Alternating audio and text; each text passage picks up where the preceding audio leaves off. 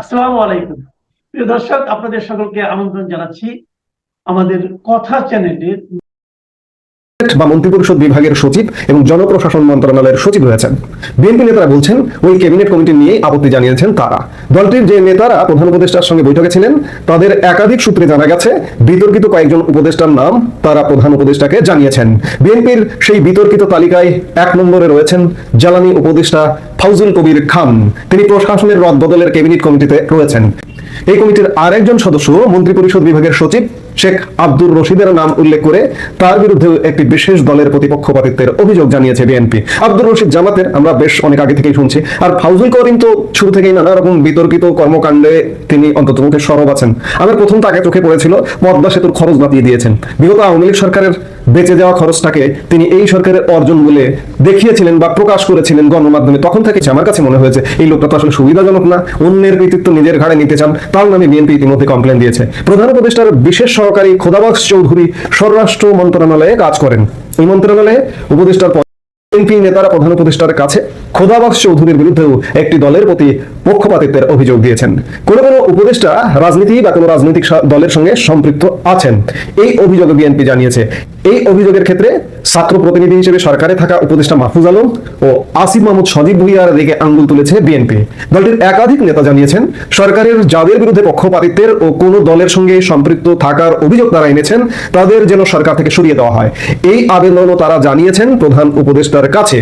উপদেষ্টা ফাউজুল কবির খান তার ভূমিকাটা কেমন দেখুন। যে সরকারের নিরপেক্ষতা নিয়ে দলগুলোর প্রশ্নের প্রেক্ষাপটে কয়েকদিন আগে ফাউজুল কবির খান বিবিসি বাংলাকে বলেছিলেন যেহেতু বড় সব দলই অভিযোগ করছে ফলে সরকার ঠিক পথে আছে বলে তিনি মনে করেন। এই হচ্ছেন ফাউজুল কবির খান।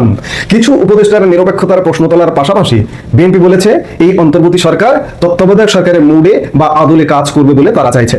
বিএনপির স্থায়ী কমিটির সদস্য সালাউদ্দিন আহমেদ বিবিসি বাংলাকে বলেন অধ্যাপক ইউনূসের নেতৃত্বাধীন অন্তর্বর্তী সরকার এখন থেকে এই তত্ত্বাবধায়ক সরকারের আদলে কাজ করবে। প্রধান উপদেষ্টার সঙ্গে বৈঠকে সেই আবেদনই জানিয়েছেন তারা। অন্তর্বর্তী সরকার যদি এখন তত্ত্বাবধায়ক সরকার মুডে কাজ করে তাহলে এই সরকারকে নীতিগত কোনো সিদ্ধান্ত বা কর্মকাণ্ড বাদ দিতে হবে। সরকারকে শুধু নির্বাচন পরিচালনায় রুটিন কাজ করতে হবে। কিন্তু এই সরকার কি সেটি করবে? এখানে বন্দর লিজ দেওয়ার ব্যাপার আছে, কক্সবাজার রেল স্টেশন লিজ দেওয়ার ব্যাপার আছে, শাহজালাল বিমানবন্দর এগুলার দফারফার ব্যাপার আছে। এদিকে মিয়ানমারে যে করিডোর, মানবিক করিডোর, সেই করিডোর আবার নতুন করে আলোচনায় আসছে। তত্ত্বাবধায়ক সরকার মুডে গেলে এই কাজগুলো তো করতে পারবে না। আবার সচিবালয়ে যেটি বোঝা যাচ্ছে যে উপদেষ্টা পরিষদে একটা বিদায়ের সাথে রাজনৈতিক দলের চাপ আসার কারণে বিভিন্ন মন্ত্রণালয়ের কাজে কর্মে তাড়াহুড়া অনিষ্পন্ন কাজ দ্রুত সম্পন্ন করবারও নির্দেশ দেওয়া হচ্ছে। কিছু আলামত সুস্পষ্ট হয়ে উঠেছে। যেমন অন্তর্বর্তী সরকারের একজন প্রভাবশালী উপদেষ্টাকে সম্প্রতি একটি সংগঠনের পক্ষ থেকে এক আলোচনা সভায় আমন্ত্রণ জানানো হয়েছিল। এ বিষয়ে উপদেষ্টার একান্ত সচিবের কাছে দিনক্ষণ ও সম্মতি চাওয়া হলে নাকচ করে দেওয়া হয়। বলা হয় স্যার বলেছেন এখন যাওয়ার সময় হয়েছে, এসব বাদ দিয়ে গুরুত্বপূর্ণ সংস্কারগুলোর দিকে মনোযোগ দাও। আমরা আছি বা কদিন, যে কোনো দিন চলে যেতে হবে। প্রায় অভিন্ন ঘটনা ঘটেছে সচিবালয়ের 7 নম্বর ভবনের এক উপদেষ্টার দপ্তরে। শুধু এই 2 উপদেষ্টার ক্ষেত্রে নয়, বেশ কয়েকজন উপদেষ্টার দপ্তরে অনিষ্পন্ন সংস্কার কাজ দ্রুত নিষ্পত্তি করতে তাড়া দেওয়া হচ্ছে বলে জানিয়েছেন। উপদেষ্টা পরিষদ নতুন করে গঠন হতে পারে বলে মনে করতে গুঞ্জন আছে যে অন্তর্বর্তী সরকারের উপদেষ্টা পরিষদে বড় ধরনের পরিবর্তন আসছে। খানিক আগে বললাম উপদেষ্টা পরিষদে থাকা বিতর্কিত ও দলীয়দের বাদ দিতে সাম্প্রতিক প্রধান রাজনৈতিক দল বিএনপি, জামাত ও এনসিপির চাপ রয়েছে। এমন পরিস্থিতিতে সচিবালয়ের কয়েকটি মন্ত্রণালয় ও বিভাগের প্রশাসনিক কাজে এক ধরনের তাড়াহুড়া লক্ষ্য করা গেছে। উপদেষ্টাদের নিয়ে প্রথম বিস্ফোরক মন্তব্য করেছিলেন জাতীয় নাগরিক পার্টির আহ্বায়ক নাহিদ ইসলাম। তিনি বলেছিলেন উপদেষ্টাদের অনেকেই বিভিন্ন রাজনৈতিক দলের সঙ্গে লিয়াজো করে ফেলেছেন, অনেকেই সেফ এক্সিট নিয়ে ভাবছেন ও ব্যবস্থা করছেন। কদিন আগে জামাত ইসলামের কেন্দ্রীয় নায়েবে আমির সৈয়দ আব্দুল্লাহ মোহাম্মদ তাহেরও কোন কোন উপদেষ্টার বিরুদ্ধে ষড়যন্ত্রে লিপ্ত থাকার অভিযোগ তুলেছিলেন। এমনকি তাদের কথোপকথনের রেকর্ডও নাকি তার কাছে আছে, এমন কথাও তিনি বলেছিলেন। এ নিয়েও উপদেষ্টাদের মধ্যে এক ধরনের অস্বস্তি রয়েছে। আবার কেউ কেউ এসব অভিযোগ ও সেফ এক্সিটের কথাও জোরালোভাবেই অস্বীকার করেছেন। সরকারের একটি দায়িত্বশীল সূত্র থেকে জানা গেছে অন্তর্বর্তী সরকারের শীর্ষ পর্যায় থেকে সেপ্টেম্বরের মাঝামাঝি সময়ের মধ্যে পদত্যাগের পরামর্শ দেওয়া হয়েছিল, কিন্তু তারা আরো সময় নিতে চেয়েছেন। এই 2 উপদেষ্টা হলেন তথ্য ও সম্প্রচার উপদেষ্টা মাহফুজ আলম এবং স্থানীয় সরকার উপদেষ্টা আসিফ মাহমুদ সজীব ভুঁইয়া। এই সূত্র বলছে উপদেষ্টা মাহফুজ আলম আগামী জাতীয় সংসদ নির্বাচনে অংশ নিতে এখন পর্যন্ত আগ্রহ দেখাচ্ছেন না, তিনি সরকারে থাকতে চান। আসিফ মাহমুদ নির্বাচনের তফসিল ঘোষণার আগে পদত্যাগ করতে পারেন, অবশ্য কোনো বিষয়ে চূড়ান্ত সিদ্ধান্ত হয়নি। এর আগে আসিফ মাহমুদ গত 14 আগস্ট সাংবাদিকদের জানিয়েছিলেন নির্বাচনের তফসিল ঘোষণার আগেই তিনি পদত্যাগ করবেন।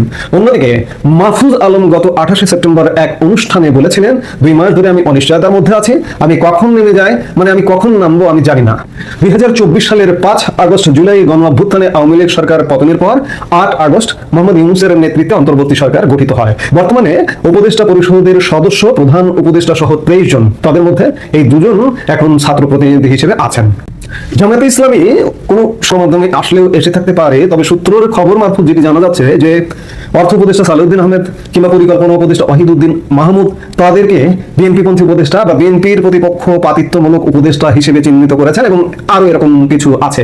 সেই জায়গা থেকে বিভিন্ন রাজনৈতিক দল যেহেতু উপদেষ্টা পরিষদ নিয়ে প্রশ্ন তুলছেন, সেক্ষেত্রে স্বাভাবিকভাবে প্রশ্নবিদ্ধ হচ্ছে এবং যারা নিজেরা নিজেদেরকে ভেতরে ভেতরে প্রশ্নবিদ্ধ মনে করছেন, সেই জায়গা থেকে নিজেদের সম্মান বজায় রাখতে এমন পরিস্থিতিতে উপদেষ্টাদের কেউ কেউ সসম্মানে নাকি পদত্যাগের কথাও ভাবছেন।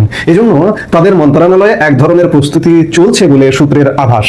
গতকাল আইন উপদেষ্টা আসিফ নজরুল এক বক্তব্যে বলেছেন, দায়িত্ব শেষ করে যত তাড়াতাড়ি যেতে পারি বাঁচবো। বৃহস্পতিবার বিকেলে রাজধানীর ফরেন সার্ভিস কথা বলেন তিনি।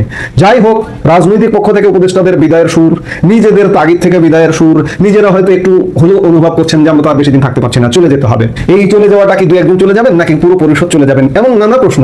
সামনে যত দিন আসছে, অক্টোবর মাস আমরা প্রায় শেষ দশকে এসে পড়েছি, আজকে আমরা শেষ সপ্তাহে, যতদিন ঘনিয়ে আসছে অক্টোবর পেরিয়ে নভেম্বর আসবে, তত উপদেষ্টা পরিষদের মধ্যে অস্থিরতা বাড়বে, উপদেষ্টা পরিষদের মধ্যে বিদায়ের সুর বাজবে এবং আগামী ফেব্রুয়ারিতে নির্বাচন, এবং সেই নির্বাচনটা হবে কিনা সত্যিকার অর্থে দেশ ক্রমেই একটা অনিশ্চয়তার মধ্যে ঢুকে যাবে। এই উপদেষ্টা পরিষদ যে চরম বিতর্কিত হয়ে গেছে, এদের যে যেতে হবে, যার যার নাম এসছে, যাদের নাম আসছে এবং যারা কাজ করছেন, তাদের নিজেদের মধ্যে উপলব্ধি ইতিমধ্যে হচ্ছে, যার দরুন তাদের মধ্যে একটা বিদায়ের সুর বেজে উঠেছে।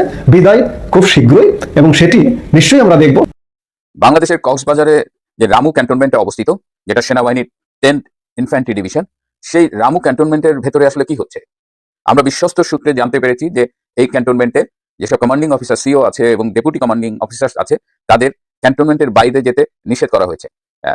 রামু ক্যান্টনমেন্টের যে GOC major general Asadullah Minhaj, তার অনুমতি ছাড়া অথবা যেসব ব্রিগেড কমান্ডার আছে বা ঊর্ধ্বতন কর্মকর্তা আছে, তাদের অনুমতি ছাড়া এই কমান্ডিং অফিসার এবং ডেপুটি কমান্ডিং অফিসারদের ক্যান্টনমেন্টের বাইরে যাওয়া একদম নিষেধ। এবং একজন লেফটেন্যান্ট কর্নেল স্বাক্ষরিত এক আদেশে, গোপন আদেশে এই নির্দেশ জারি করা হয়েছে। এবং শুধুমাত্র যে সিও এবং ডেপুটি সিও তাই না, পুরো ক্যান্টনমেন্টের সকল সৈনিক এবং সকল সেনা কর্মকর্তাকে এই মুহূর্তে বিনা অনুমতিতে রামু ক্যান্টনমেন্টের বাইরে যাওয়ার যেতে নিষেধ করা হয়েছে। এটা হঠাৎ করে কেন এই নিষেধাজ্ঞা বা এত কড়াকড়ি? এর অন্যতম কারণ হলো যে রামু ক্যান্টনমেন্টে এই মুহূর্তে অনেক কিছু হচ্ছে। বিশেষ করে আপনারা জানেন যে সারা দেশে এটা নিয়ে আলোচনা হচ্ছে। আমি বেশ কয়েকটা এপিসোডে এটা নিয়ে বলেছি যে আরাকান আর্মিকে, মিয়ানমারের সশস্ত্র বিদ্রোহী গোষ্ঠী আরাকান আর্মিকে এই অবৈধ ইউনূস সরকার মানবিক সহায়তার নামে একটা করিডোর দিচ্ছে, এবং এই করিডোরকে কেন্দ্র করে অলরেডি এখানে অনেক রহস্যজনক ঘটনা ঘটছে। তারই নিষেধাজ্ঞা আসলো, এবং আমরা আরো জেনেছি যে অলরেডি এই করিডোর দিয়ে বিভিন্ন সরবরাহের কাজ শুরু হয়ে গেছে। অর্থাৎ আরাকান আর্মির কাছে বিভিন্ন সাপোর্ট পৌঁছে দেওয়া হচ্ছে এই করিডোরের মাধ্যমে। আরো সম্প্রতি আমরা জেনেছি যে সাউথ ইস্ট একটা প্রতিবেশী দেশ থেকে কিছু খুব গোপনীয়তার সাথে কিছু খুব স্পর্শকাতর ইকুইপমেন্ট এসেছে, যেগুলো এই রামু ক্যান্টনমেন্টে রাখা হয়েছে। এর বাইরেও রামু ক্যান্টনমেন্টে এই মুহূর্তে সিভিল ড্রেসে বেশ কিছু বিদেশি সেনা কর্মকর্তা অবস্থান করছে। সুতরাং রামু ক্যান্টনমেন্ট এই মুহূর্তে ভীষণ স্পর্শকাতর একটা জায়গা হয়ে গেছে, এবং দেশবাসীর নজর থেকে সবকিছু আলাদা লুকিয়ে রাখার কারণে রামু ক্যান্টনমেন্টে এই এই গোপনীয়তার খেলাটা খেলানো হচ্ছে। এদিকে আমাদের একটা থিঙ্ক ট্যাঙ্ক ফোরাম বাংলাদেশ, তারা এই করিডোর দেওয়া নিয়ে উদ্বেগ প্রকাশ করেছে। তাদের ভাষ্য অনুযায়ী, আন্তর্জাতিক আইন অনুযায়ী বাংলাদেশ সরকার এভাবে একটি করিডোর দিয়ে একটি, যেটি নন স্টেট অ্যাক্টর বলা হচ্ছে, যেটি কোনো স্বীকৃত কোনো স্টেট অ্যাক্টর না, তার সাথে চুক্তি করে এইভাবে কোনো করিডোর দিতে পারে না। সো এটা আন্তর্জাতিক আইনের একটা খেলাপ। ইতিমধ্যেই মিয়ানমার সরকারের পক্ষ থেকে বাংলাদেশ সরকারের পররাষ্ট্র মন্ত্রণালয় এই করিডোর দেওয়া নিয়ে তীব্র আপত্তি জানানো হয়েছে। সুতরাং আমাদের ওই কক্সবাজার এন্ডে বেশ পরিস্থিতি জটিল হয়ে উঠছে। এদিকে বান্দরবনে আমরা দেখছি যে আরাকান আর্মি তারা এসে জলকেলি করছে, তারা ব্যাংক থেকে টাকা ডাকাতি করে নিয়ে যাচ্ছে, জল সীমা থেকে জেলেদের ধরে নিয়ে যাচ্ছে।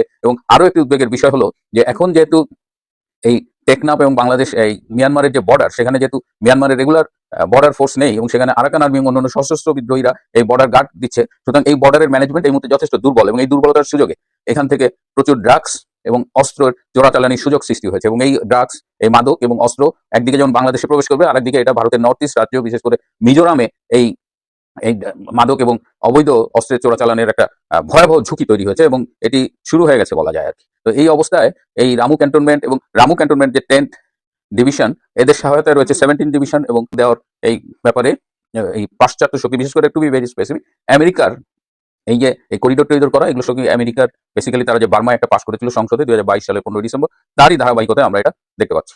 Institute of piece and security studies এর এদের যে উদ্বেগ, এর পাশাপাশি আমাদের অন্যতম বৃহত্তম রাজনৈতিক দল বিএনপি, তারাও কিন্তু মিনমিনে গলায় একটু একটু প্রতিবাদ জানিয়েছে, কিন্তু এই সিকিউরিটি স্টাডিজ এর এই প্রতিষ্ঠান কিংবা বিএনপি এদের কারো উদ্বেগের ব্যাপারেই আমাদের ইনু সরকারের পক্ষ থেকে কেউ কোনো রেসপন্ড করেনি। স্পেশালি যে জাতীয় নিরাপত্তা উপদেষ্টা বলে যে যাকে নিয়োগ দেওয়া হয়েছে, ডক্টর খলিলুর রহমান, তিনি এ ব্যাপারে কোনো মুখ খোলেননি। যে সারা দেশের জনগণের উদ্বেগ এবং এই ধরনের একটি করিডোর যদি দিতেই হয়, তাহলে সেটি জাতীয় সংসদে নির্বাচিত প্রতিনিধিদের মধ্যে আলোচনার মাধ্যমে এই ডিসিশনটা নেওয়া উচিত। কিন্তু একটা অবৈধ সরকার, ইনু সরকার, যার কারো কাছে কোনো অ্যাকাউন্টেবিলিটি নেই, সে এই ধরনের সিদ্ধান্ত নিতে পারে না। সুতরাং এই জায়গাতেও অলরেডি বাংলাদেশ জুড়ে একটা তীব্র ক্ষোভ সৃষ্টি হয়েছে। আরেকটা বিষয় আমি আপনাদের সাথে একটু আলাপ করতে চাই, যে আমাদের এই জাতীয় নিরাপত্তা উপদেষ্টা ডক্টর খলিলুর রহমান, ইনি কিন্তু একাধারে বাংলাদেশের নাগরিক, আবার আমেরিকারও নাগরিক। তো একজন ভিনদেশী নাগরিকত্ব গ্রহণকারী মানুষ, তিনি কি করে একটা দেশের উপদেষ্টা হয়? তার মানে এটা এখন বোঝা যাচ্ছে যে পুরো খেলাটাই আমেরিকা, সিআইএ, বাইডেনের ডিপ স্টেট, এদের বহুত পরিকল্পিত, এবং তারা অনেক আগে থেকেই এই ডক্টর খলিলুর রহমান, এই আরেকটা মির্জাফর আলী রিয়াজ, এদের অনেক আগে থেকেই তৈরি করেছে। এবং এই ডক্টর ইনুস, যার কোনো দায়বদ্ধতা নাই দেশের প্রতি, দেশের মানুষের প্রতি, তাকে সামনে রেখে, এই পশ্চিমা পাপের ইনুসকে সামনে রেখে এই খলিলুর রহমান, আলী রিয়াজ, এদের দিয়ে গুটি সাজিয়ে বাংলাদেশটাকে একটা সম্ভাব্য বিপর্যয়ের মুখে ঠেলে দেওয়া হচ্ছে। কারণ আমরা জানার চেষ্টা করছি যে মিয়ানমার সরকার একদিকে যেমন বাংলাদেশ সরকারের কাছে প্রতিবাদ জানিয়েছে, এছাড়াও মিয়ানমার এবং চায়না স্পেসিফিক্যালি কিভাবে রিয়াক্ট করবে সেটা জানার আমি চেষ্টা করছি। আমি আমার এই 3টে দেশ ভ্রমণ শেষে আজকেই অস্ট্রেলিয়ায় ফিরলাম। আমি আশা করি যে এরপর থেকে আপনাদের সাথে আমার নিয়মিত কথা হবে এবং অনেক বিষয়ে কথা হবে, এবং আমি এই আলোচনায় আপনাদের আরো একটু সম্পৃক্ত করতে চাই। তো আমি আশা করি যে আগামীকাল থেকে এই বিষয়গুলোতে আমরা আরো স্পষ্টভাবে কথা বলবো। প্রিয় বন্ধুরা, আজ এ পর্যন্তই। বাংলাদেশের আকাশে একটা কালো মেঘ দেখা যাচ্ছে। একদিকে অর্থনীতি একেবারে বিপর্যয়ের মুখে চলে গেছে, অর্থনীতি খুব খারাপ অবস্থা। সরকারি খাত আর বেসরকারি খাতে তো ভীষণ অস্থিরতা চলছে, তারা অনেকে। তো এরকম একটা অবস্থানের মধ্যে আমাদের এই গোদের উপর বিষ ফোড়া হয়ে এসেছে এই হিউম্যান করিডোরের নামে বাংলাদেশকে যুদ্ধের মুখোমুখি দাঁড় করা। একদিকে ইকোনমি খারাপ অবস্থা, তারপর যদি কোনো কারণে যুদ্ধে জড়িয়ে যায়, বা আদৌ এই আরাকান আর্মি, যার সাথে এত দহরমহরম, সেই আরাকান আর্মি আদৌ বিশ্বস্ত কিনা, কিংবা আমাদের সেনাবাহিনী যুদ্ধের জন্য প্রস্তুত কিনা, এই বিষয়গুলো নিয়ে আমি অচিরেই আপনাদের সাথে আলোচনা করব। নির্বাচনী প্রতীক শাপলা নিয়ে এনসিপি ও ইসির অর্থাৎ নির্বাচন কমিশনের বিরোধ এখন কেবল প্রশাসনিক জটিলতা নয়, এটি নতুন রাজনীতির বক্তব্য। রাষ্ট্র প্রতীকের মর্যাদা আর নির্বাচনী ন্যায্যতার ত্রিভুজে আটকে থাকা এক বড় প্রতীকী লড়াই। জুন থেকে শুরু হওয়া এই টানাপোড়েন চিঠির পর চিঠি, বৈঠকের পর বৈঠক পেরিয়ে আজও মীমাংসিত নয়। এনসিপির অবস্থান সরল, শাপলা না হলে নির্বাচন নয়। ইসির যুক্তি সরাসরি, শাপলা জাতীয় প্রতীকের কেন্দ্রীয় অংশ, আইনগত ও নীতিগত কারণে তালিকায় নেই, তাই বরাদ্দের প্রশ্নই ওঠে না। এই টানটান অবস্থানকে ঘিরে রাজনীতির ভেতরে আরেক দফা অনিশ্চয়তা, অভিযোগ আর পাল্টা অভিযোগ ঘনীভূত হচ্ছে। সাম্প্রতিক দিনগুলোতে গণমাধ্যমে যেভাবে বিষয়টি উঠে এসেছে, তাতে ইসির নতুন প্রকাশিত তালিকায় 115টি প্রতীক থাকলেও শাপলা নেই, এমনকি নৌকাও নেই। এ তথ্য স্পষ্ট হয়েছে। এনসিপি বক্তব্য শাপলা জনগণের কাছে গ্রহণযোগ্য। জুলাইয়ের পদযাত্রা ও গণসমাবেশে শাপলা ঘিরে যে স্বতঃস্ফূর্ততা দেখেছি, তা থেকেই আমরা প্রতীকটা চাইছি। দলটি বলছে, ইসি যদি শাপলা না দেয়, নিবন্ধন নেব না। এমন সতর্ক সুরও তারা বিভিন্ন সময় ব্যবহার করেছে। এই অবস্থান সংবাদ মাধ্যমে বারবার এসেছে এবং দলীয় নেতাদের মন্তব্যেও তা অটুট রয়েছে। ইসির যুক্তির কেন্দ্রে আছে জাতীয় প্রতীকের মর্যাদা। সংবিধিবদ্ধ নথিতে জাতীয় প্রতীকের বর্ণনা দেয়া, শাপলা পানিতে ভাসমান থাকবে, দুপাশে ধানের শীষ আর উপরে 3টি সংযুক্ত পাটপাতা, দুই পাশে তারাও থাকে, এটি আমরা জানি। জাতীয় প্রতীকের নির্দিষ্ট স্থান ও অনুষ্ঠানে প্রদর্শনের বিধানও রয়েছে, এবং সরকারি লিখিত অনুমতি ছাড়া অন্যত্র ব্যবহারে নিষেধাজ্ঞা। এই কাঠামো বহুদিন আগেই স্থির হয়েছে। তাই ইলেকশন কমিশনের বক্তব্য, শাপলা যেহেতু জাতীয় প্রতীকের কেন্দ্রীয় ফুল, এটিকে ভোটের প্রতীক হিসেবে তালিকাভুক্ত করা যাবে না। এই যুক্তির পেছনে আইনি ব্যাখ্যাই প্রধান। এখানে এনসিপির পাল্টা যুক্তি হলো, জাতীয় প্রতীকের উপাদানের সাথে ঘনিষ্ঠ এমন প্রতীক ইতোমধ্যে আছে। বিএনপির ধানের শীষ, জেএসডি রবের তারা, জাপার কাঁঠাল জাতীয় ফল, তৃণমূল বিএনপির সোনালী আঁশ, এগুলো যখন টিকে আছে তখন শাপলা কেন নয়? ইসির জবাব, ধানের শীষ চেপে আছে তা জাতীয়, আর শাপলা হলো মূল উপাদান, অন্যগুলো শোভামণ্ডিত সংযোজন, তাই তুলনাটা টেকে না। এই বিভাজন কেন্দ্রীয় বনাম অলংকারিক নির্বাচনী নীতির এক নতুন ব্যাখ্যা এনে দিয়েছে, যা সম্প্রতি ইলেকশন কমিশন সংশ্লিষ্টদের বক্তব্যে উঠে এসেছে এবং সংবাদ মাধ্যমেও প্রতিফলিত। এখন প্রশ্ন দাঁড়ায়, আইন ও নীতির মধ্যে ব্যাখ্যার জায়গা কতখানি? জাতীয় প্রতীকের মর্যাদা রক্ষার যুক্তি শক্তিশালী, কারণ রাষ্ট্রযন্ত্রের, রাষ্ট্রচিহ্নের অবমাননা বা অবমূল্যায়ন দণ্ডনীয় অপরাধের মধ্যে পড়ে, একথা বিধিমালায় সুস্পষ্ট। কিন্তু নির্বাচনী প্রতীকের ইতিহাস বলছে, 2008 সালে দল নিবন্ধন চালুর আগে অনেক প্রতীকী রীতির ভিত্তিতে চিহ্নিত ছিল, পরে সেগুলো প্রাতিষ্ঠানিক স্বীকৃতি পেয়েছে। তাই রীতি বনাম নতুন ব্যাখ্যা, এই সংখ্যাটি আসলে এনসিপি নির্বাচন কমিশন বিতর্কের কেন্দ্রে। ইসির সাম্প্রতিক গেজেটে 69 থেকে বাড়িয়ে 115টি প্রতীক রাখা হলেও শাপলা বাদ পড়েছে, অন্যদিকে নৌকাও স্থগিত আছে। এই দুটো সিদ্ধান্তই বোঝায়